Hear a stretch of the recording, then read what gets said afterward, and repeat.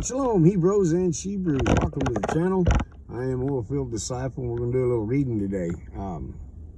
As you can see, it is nice and snowy out. It's actually a beautiful day. This is my kind of weather, actually. I like the snow. A lot of people complain about it, and I actually love it. So, since we're out here, let's get 2 Samuel chapter 3.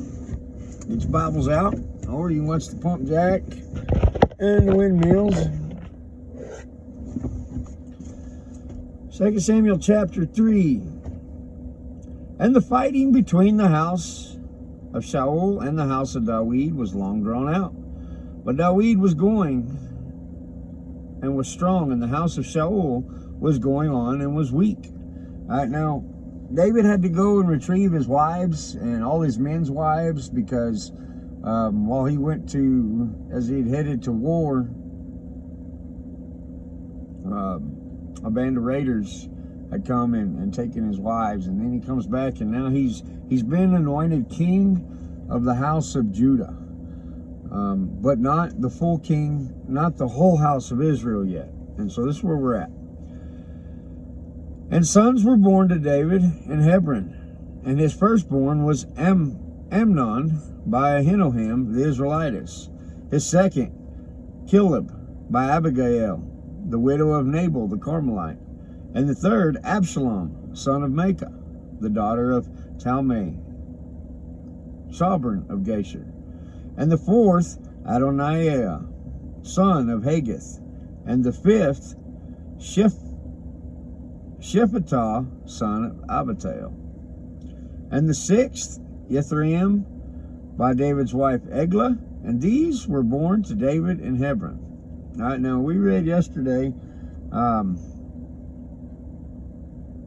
Adoniah decides he wants to exalt himself as king, so this is his one son here doing that. This is the same son, but we're not there yet.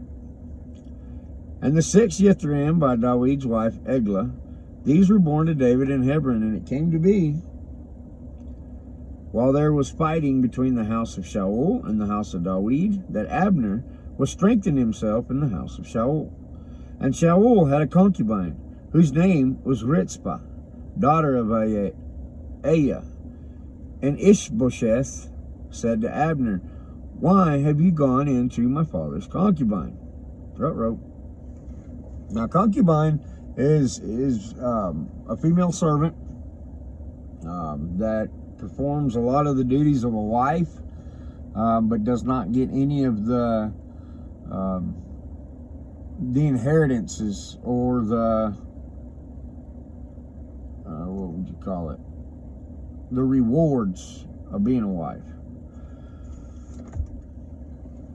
And she doesn't have to be a sex slave. See, I've heard people explain concubines as sex slaves. That's not the case neither, because you can have a concubine, maybe have sex with her one time, but you keep her around for whatever the case may be. Maybe you just like her company.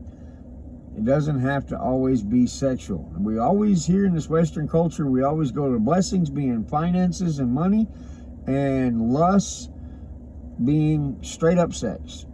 David's got many wives here. Where does God condemn having these wives? You find it, you let me know. All right, so now, does he got his hands full? I'm sure. So let's back up to verse 7. And Shaul had a concubine whose name was Rizpah, daughter of Aiah. And Ishbosheth said to Abner, "Why have you gone to my father's concubine?"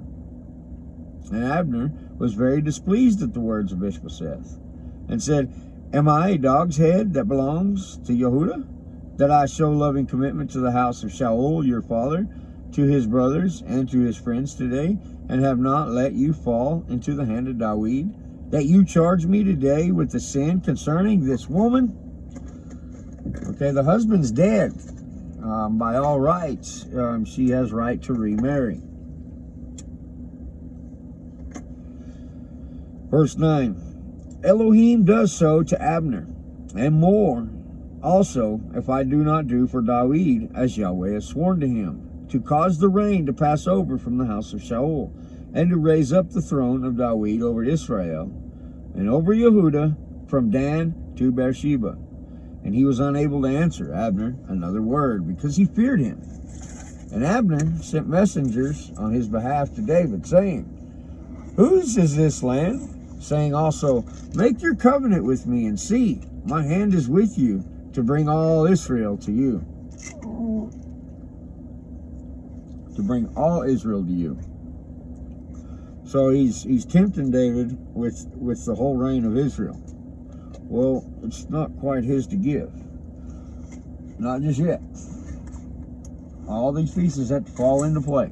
Just like yesterday, we were reading what was his name? Adoniah,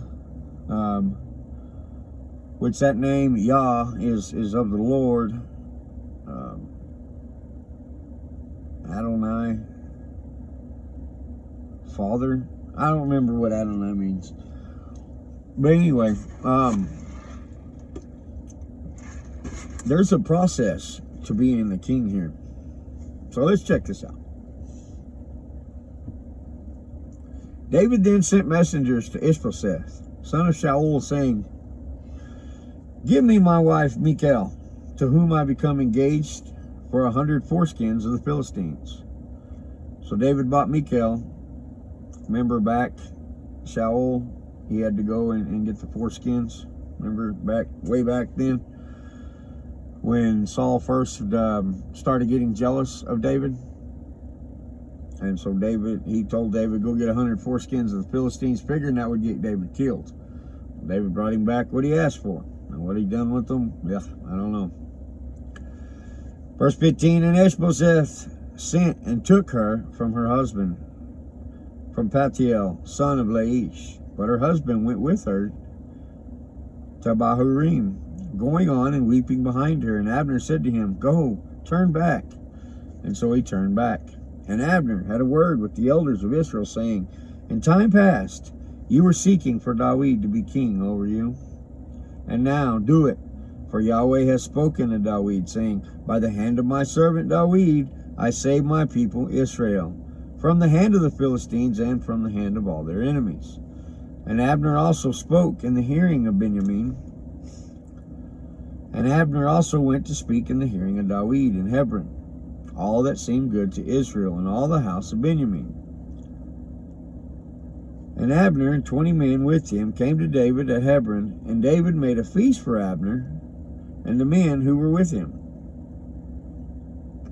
And Abner said to David, Let me arise and go and gather all Israel to my master, the king, and let them make a covenant with you, and you shall reign over all your being desires. And David sent Abner away, and he went in peace. David says, Go do what you're saying here. Sounds good to me.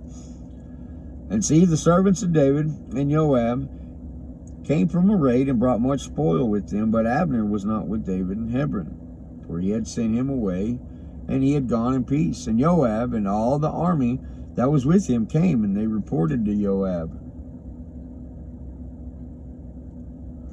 saying, Abner, son of Ner, came to the king, and he sent him away, and he has gone in peace. And Joab went to the king and said, What have you done? See, Abner has come to you. Why is it that you sent him away, and he's already gone? You know that Abner, son of Ner, came to deceive you, to know you're going out and you're coming in, and to know all that you are doing? Joab then left David, and he sent messengers after Abner, who brought him back from the wall of Sirah. But David did not know it. Thus Abner returned to Hebron, and Joab took him aside in the gate to speak with him privately, and there struck him in the stomach, so that he died for the blood of Asahel, his brother. There's some hardcore not wicked, but there's some hardcore stuff going on, you know. Being king in these days ain't easy. You better have an alliance with some pretty tough cats. And David does. Plus, he has an alliance with the Lord. He's anointed from the Lord. And that makes a big difference. Saul had that opportunity, but his disobedience and his arrogance and his pride got in the way. Verse 28, and when David heard it afterwards, he said, my reign and I are guiltless before Yahweh forever of the blood of Abner, son of Ner. Let it rest on the head of Joab and all his father's house. And let there never fail to be in the house of Joab one who has a discharge or is a leper, or who is taking hold of a staff or falls by the sword, or who lacks bread. And so Joab and Abishai, his brother, killed Abner, because he had killed their brother Asahel at Gibeon in battle. Sort of cleaning house here. You know, you got your traitors, and you got, you know, your alliance with those that you can trust. Sounds kind of similar to what we got going on today in our own political realm here in America, if you think about it and look at it. What did Trump tell Pence to do the other day in his speech? You know, he didn't really tell. I'm sure he told him in private, but he publicly spoke out and said, I hope you do the right thing. What is the right thing? You know, everybody just automatically assumes that Trump told him to go and reject those electoral college votes. We don't know that. We don't know what's going on right now. I promise you, ain't nobody knows what's going on except for a few small circle. Just like what's going on with David right here. A small circle is all that knows what's going on. And there's only a small circle that David can trust at this point. And David said to Joab and to all the people who were with him, tear your garments, gird yourself with sackcloth, and mourn for Abner. And King David followed the coffin. And they buried Abner in Hebron. And the king lifted up his voice and wept at the burial site of Abner, and all the people wept. Remember when, what was that Supreme Court judge? Bitter-faced old woman. Vile old bitch. What was her name? Anyway, when Trump got news of it, he had a compassion. You could see the compassion. The same thing with David here. I see a lot of similarity going on here, and I think it's by no mistake that we're reading what we're reading at the time we're reading it. Verse 33, and the king sang a lament over Abner and said, should Abner die as a fool dies? Your hands were not bound, nor your feet put in shackles. As one falls before sons of evil, so you fell. And all the people wept over him again. And all the people came to cause David to eat food while it was still day. But David swore, saying, Elohim, do so to me and more also, if I taste bread or whatever else, till the sun go down. All right, from sun up to sundown is God's days. Because in the beginning, evening and morning were the first day. God is sundown to sundown. And I said sundown to sunup, but sundown to sundown is God's days, not sunup to sunup. And so David is fasting for Abner. But all the people are tempting him. I promise you, when you go to do a fast, you're going to get tempted from every direction on the planet. I can go all day without eating. It don't bother me a bit. The minute I decide I'm going to do a 3-day fast or a 7-day fast, that first 2 days, it's like, oh my God, I'm dying. You know, I see billboards of food, and it's just temptation after temptation to get me to fail. And anyone who's done fasts probably understand that.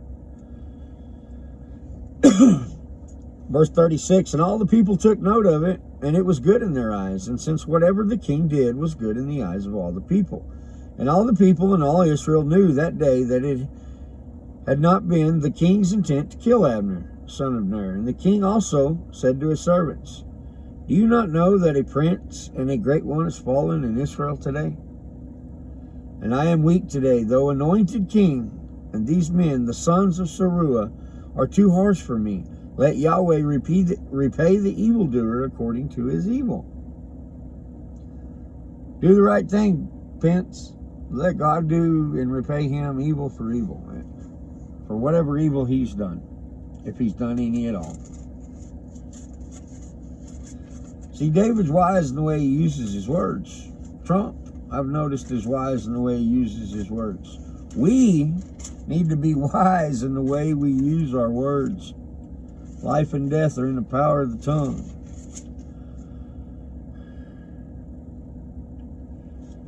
All right, let's go to Acts 27. Now, Paul's been on trial for basically 2 years here. He's been through Felix and Festus, and now he's being sent to Caesar. And Festus, or Felix, one of the two, or no, it's actually Agrippa, said, I find no fault in this dude. If he hadn't appealed to Caesar, I'd have let him go. Remember that? And how we talked about that God had promised an audience for Paul, both from king to peasant, Jew and Greek, rich and poor, free and slave. Paul gets an audience with them all. So see, it's not all about Paul's freedom. And see, that's what we need to look at today. What are we going to do to further the kingdom? It's not about our physical freedoms, but our spiritual freedoms. Of how are we going to do, what are we going to do for the kingdom today?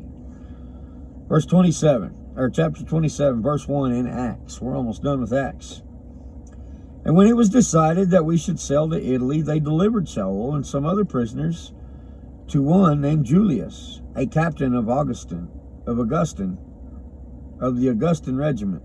And having embarked in a ship from Adramyttium, about to sail along the coast of Asia, did set sail, and Aristarchus, a Macedonian of Thessalonica, was with us. And on the next day we landed at Sidon. And Julius treated Saul kindly and allowed him to go to his friends to receive attention. Get a little love, get a little brotherly love, but kind of dress up some wounds where he's been beat on. Verse 4. And from there we put out to sea and sailed close to Cyprus, because the winds were against us. And having sailed over the sea along Cilicia and Pamphylia, we came to Myra of Lycia. And there the captain, having found an Alexandrian ship sailing to Italy, put us on board. And having sailed slowly many days, and arriving with difficulty of Cnidos, Italy. Ain't this amazing? We got all kinds of rumors going on about Italy right now. I'm telling you, it's by no mistake that we're reading what we read today, and yesterday, and tomorrow, and the next day. I promise you. Allow the Spirit to work with you, however. And having sailed slowly many days, and arriving with difficulty off Cnidos, the wind not allowing us to proceed, we sailed close to Crete, off Salmone. Get a map and look and see where all these places are. Get an ancient Roman map and look at all these places. And passing it with difficulty, verse 8, we came to a place called Fair Havens, near the city of Lasea. And much time having passed, and sailing now being dangerous because the fast was over, Shaul advised them, saying, Men, I see that this voyage is going to end with damage and great loss, not only of a cargo and ship, but also our lives.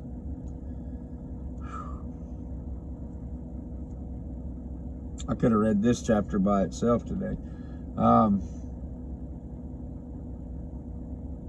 This ship is a representation right now of where we're at in America. I see it not going well at all. Verse 11. But the captain was persuaded by the pilot and the owner of the ship rather than what Shaul said. And because the harbor was unsuitable to winter in, The greater part advised to set sail from there too, if somehow they were able to reach Phoenix, a harbor of Crete, facing southwest and northwest, to pass the winter. And a south wind blowing softly, thinking they had obtained their purpose, and having lifted anchor, they sailed along Crete, close inshore. And not long after, a stormy headwind rushed down from it, and it's called a northeaster. And when the ship was caught in it, and unable to head against the wind, we let her go and were driven. All right, now that nor'easter, if you ever watch like the the Crab War show on Discovery Channel, that sea is just raging nasty up in the North Bering Sea, similar to what they're facing right here, and they're in a wooden ship. And when the ship was caught in it and unable to head against the wind, we let her go and were driven. Verse 16, and having run under a small island called Claudia, we were hardly able to control the small boat. And having hoisted it, they used helps to undergird the ship, and fearing lest they should run aground on Syrtis, then they lowered the tackle, and so were driven. And because we were exceedingly storm-tossed, the next day they began to throw overboard. And on the third day we threw out the ship's tackle with our own hands. Let's make the ship lighter. When now neither sun nor stars appeared for many days, and no small storm beat on us, all expectancy that we would be saved was taken away. All hope, we're going to die. It's just a matter of when. And when there had been a long abstinence from food, Shaul, standing in the midst of them, said, truly, men, you should have listened to me, not to have sailed from Crete and sustained this damage and loss. Now I urge you to take courage, for there shall be no loss of life among you, but only the ship. For tonight a messenger of the Elohim to whom I belong and whom I serve stood by me, saying, do not be afraid, Shaul. You have to be brought before Caesar, and look, Elohim is favorably giving you all those who sail with you. So because you're hanging out with me, you're going to be all right, but you're going to have to take heart, and you're going to have to listen to me, even though I'm a prisoner, even though I'm a refugee, basically. This is where we need to be right now here in America. We need to get so close with God that He will lead us and guide us with angels, with His Word, whatever the case may be, and understand that God still has the supernatural ability to work today, just like He did here, just like He did back when He made the donkey speak, just like He did all the way back in Adam and Eve's time. God is the same yesterday, today, and forever. Verse 25. Therefore take courage, men, for I believe Elohim, and it shall be according to the way He has spoken to me. However, we need to run aground on some island, and when the 14th night came, as we were driven up and down in the Adriatic Sea, about midnight the sailors suspected that they were drawing near some land. So taking soundings, they found it to be 20 fathoms. And a little further on, they took soundings again and found it to be 15 fathoms. So what they would do is they would take this rope with basically the kind of like an anchor, but not an anchor, a weight, and it had measurements on it. And they would drop this rope down. When they tack bottom, they'd see how deep the sea was. That's what they're doing. Verse 29, and fearing lest we should run aground on the rocks, they dropped 4 anchors from the stern and were praying for day to come. But when the sailors were seeking to escape from the ship, when they had let down the boat into the sea under pretense of going to cast out anchors from the prow, Shaul said to the captain and the soldiers, if these do not remain in the ship, it is impossible for you to be saved. And the soldiers did cut the ropes of the boat and let it fall off. So they cut the anchor ropes. They're like, we ain't got nothing else to lose. We better listen to this dude. I mean, you're going to die one way or another. You must to die with a plan. You feel me? It may come to that here in America. It may come to that here in your own backyard. Are you going to die on your knees, quivering, begging for mercy, or are you going to die with a plan? It could come to that. It really could. Verse 33, and when the day was about to come, Shaul urged them all to take food, saying, today is the 14th day, and you have continued without food and eaten none at all. So I urge you to take food, for this concerns your safety, since not a hair shall fall from your head of any of you. You're not going to be hurt. You're not going to be harmed. You're going to be all right. In other words. And having said this, he took bread and gave thanks to Elohim in the presence of them all. And when he had broken it, he began to eat.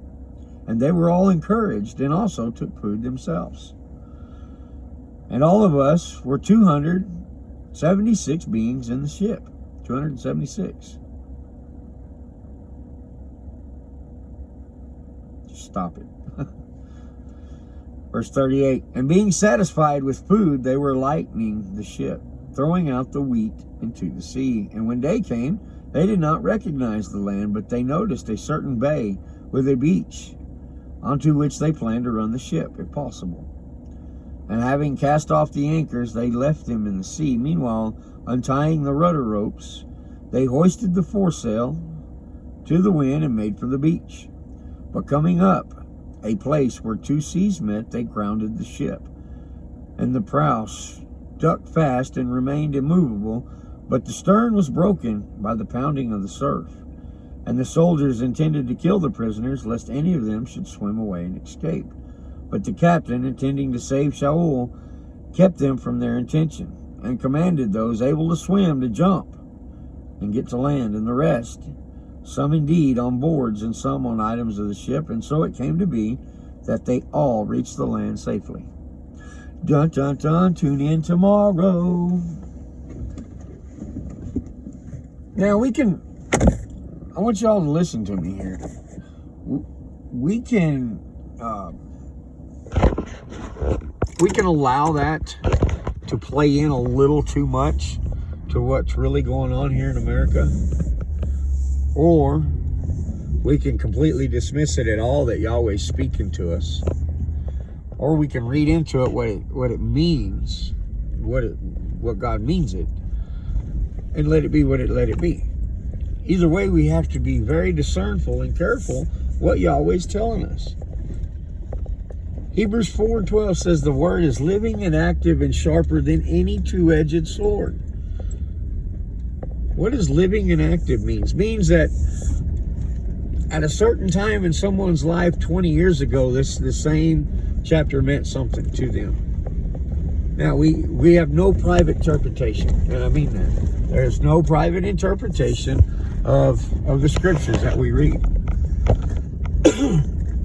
But we can take what we read. We can take what Paul did there, the honor that Paul served the Lord, and we can apply it to our lives. And that's how we allow the scripture to work in our lives. You feel me? I hope that makes sense. I'm going to spin around this corner because I love playing in the snow, and then we'll sign off. Hang on. Oh, this ain't wanting to do it. There we go. Come on, baby. All right, y'all be blessed, be encouraged, and always be frustrated. Go look up everything I say. Go look up everything for yourself. See what the Lord is telling you. Y'all be blessed, be encouraged, and always be frustrated. I'm Noah, Field Disciple, and I love reading with you guys. Thank you for sticking with me. If you haven't subscribed to the channel, please subscribe to the channel. Hit the little like button, and let's get our base up. We'll catch you on the next one.